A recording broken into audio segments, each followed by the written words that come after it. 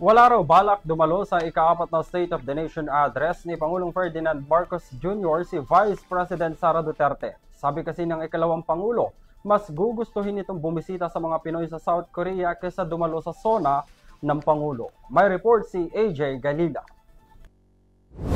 Of course not. No SONA for me. Kasi confirm na yung natin, Korea natin na Filipino community natin. Kinumpirma ni Vice President Sara Duterte na dadalo siya sa isang Filipino gathering sa South Korea sa halip na dumalo sa ika-4 na State of the Nation o SONA ni Pangulong Ferdinand Bongbong Marcos Jr. Hunyo pa nang unang binanggit ni Duterte ang kanyang planong makasama ang Pilipino sa ibang bansa sa halip na dumalo sa paunang ulat ng Pangulo sa Kongreso. Hindi nagbigay si Duterte ng detalye sa kanyang nalalapit na biyahe sa South Korea, ngunit sinabi niya na ang kanyang schedule ay kasabay sa SONA ng Pangulo sa ika-28 ng Hulyo base sa isang interview mula sa The Hague, Netherlands. Dumating ang Vice Presidente sa Netherlands noong ika-5 ng Hulyo at nakatakdang bumalik sa Pilipinas sa ika-23 ng Hulyo.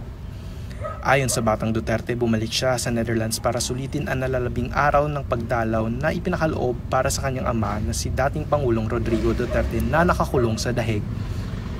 Inaano namin yung 4 days a week na kasi yung bisita.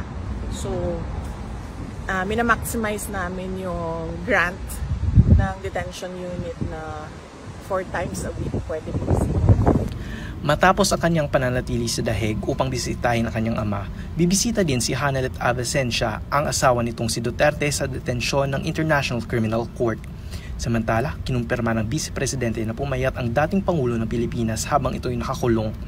Dagdag niya na mas gusto niya ang kasalukuyang pangangatawan ng kanyang ama. Pumayat siya ng sobra. Hindi niyo pa siya nakita ng ganito siya kapayat.